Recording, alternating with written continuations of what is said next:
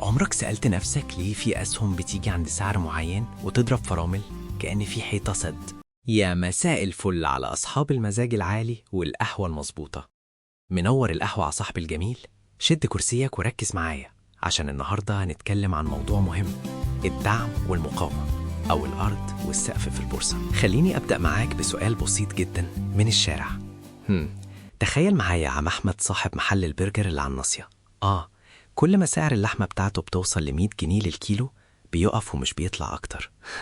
ولما تنزل ل60 جنيه تقف ومش تنزل أكتر. ليه بقى يا سيدي؟ الإجابة ببساطة هي سيكولوجية البني آدمين. لما السعر يوصل 100 الناس بتقول إيه ده؟ غالي قوي مش هنشتري، فالطلب بيقل والسعر بيضرب فرامل ويقف.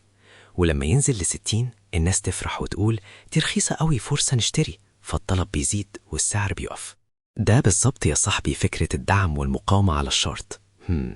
المستوى اللي السعر بيقف عنده ومش بينزل أكتر ده اسمه الدعم.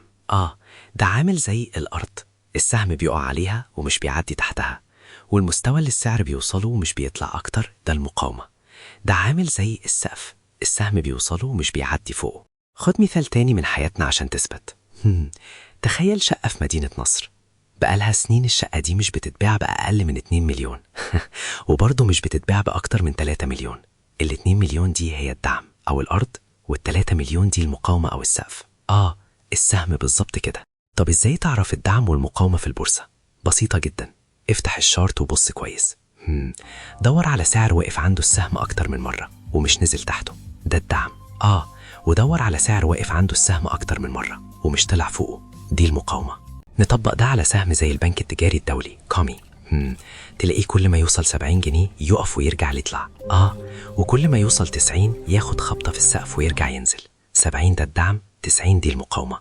السهم بيتلعب بينهم زي الكورة بين الأرض والسقف. طب ده بيفيدك إزاي كمتداول؟ لو السهم قرب من الدعم الأرض دي فرصة شراء كويسة جدا، لأن على الأغلب هيرجع يطلع. لكن لو السهم قرب من المقاومة السقف مش وقت تشتري خالص، لأن على الأغلب هيرجع ينزل. بس خد بالك من حاجة مهمة جدا.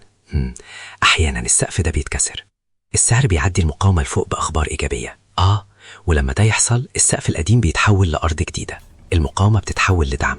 يعني 90 جنيه اللي كانت سقف المشترين بقوا بيشتروا عليها وبقت أرض.